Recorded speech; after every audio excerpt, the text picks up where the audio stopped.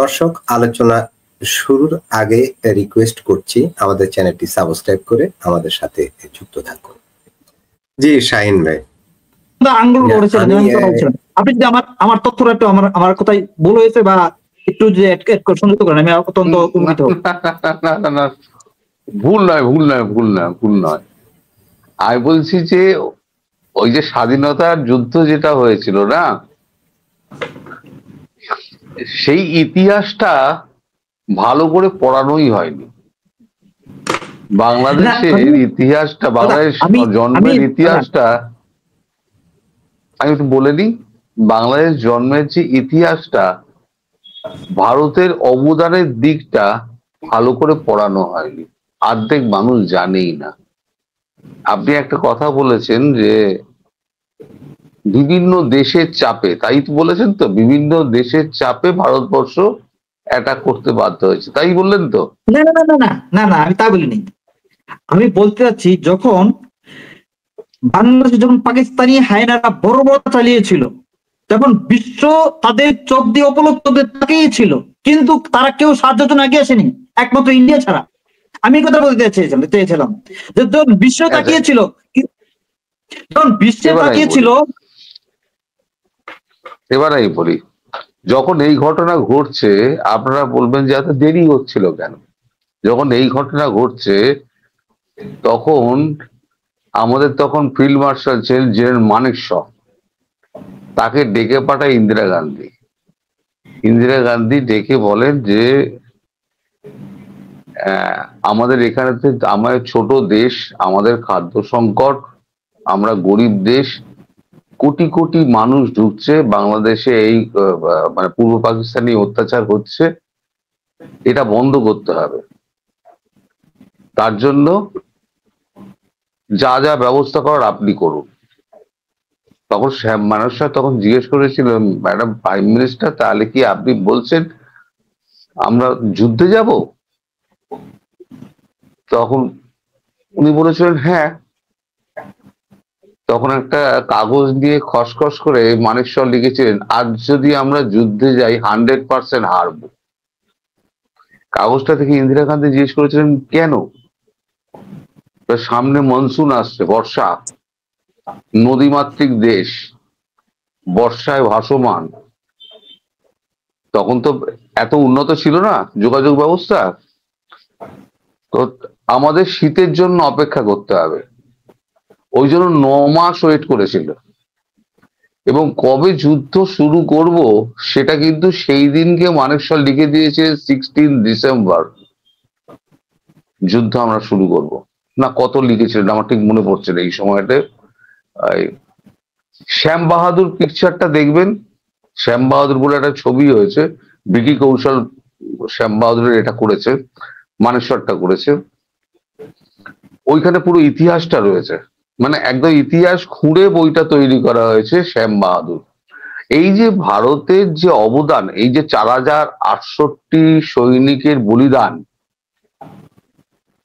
এবং আপনাদের 30 লক্ষ মা বোনেদের কথা আপনারা বলেন, সবসময় বলেন 30 লক্ষ মা বোনেদের কথাটা তো আমি শুনি, কিন্তু সেই সময় ভারতের সেনাদের যে অবদান, তারা যে শহীদ হয়েছিলেন, এই কথাটা কিন্তু আপনাদের মুখেও খুব কম শোনা যায় না। দাদা আমরা বলি, আমার বক্তব্য এইটা, এই কথাটা যখন বলবেন যে 30 লক্ষ মা বোনেরা শহীদ হয়েছিলেন, তার সঙ্গে এটাও বলবেন 4068 ভারতীয় সেনাও কিন্তু শহীদ হয়েছিলেন সেই সময়তে যুদ্ধটা স্বাধীন করার জন্য, এই যুদ্ধ করে বাংলাদেশ স্বাধীন করার জন্য।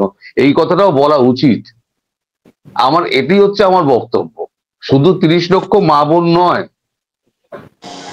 এখানে 4068 আমাদের ভারতীয় সেনা শহীদ হয়েছিলেন, এ কথা কিন্তু কোথাও বলা হয় না। আমার বক্তব্য এইটা যে যখন আপনারা বলবেন না 30 লক্ষ মা বোন, সঙ্গে সঙ্গে এটাও বলবেন, তাহলে ইতিহাসটা সম্পূর্ণ হবে, সার্কেলটা কমপ্লিট হবে, আদারওয়াইজ সার্কেলটা কমপ্লিট হবে না। ওই জন্য আমি আঙুলটা তুলেছিলাম।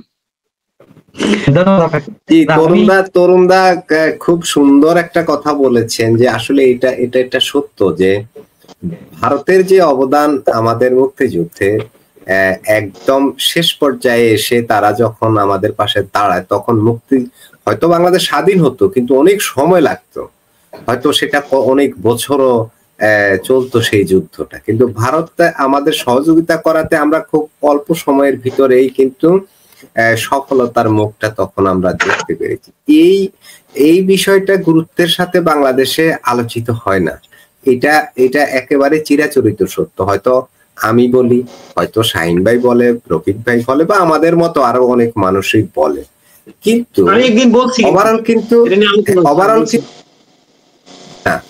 এবং আমাদের পাঠ্যসূচিতেও কিন্তু ওই মিত্রবাহিনী একটা কথা বলা হয়, মিত্রবাহিনীর কথা, বাট সেটা নেই। এবং মুজিবনগর সরকারের কথাও খুব বেশি আলোচিত হয় না আমাদের দেশে, খুবই কম আলোচিত।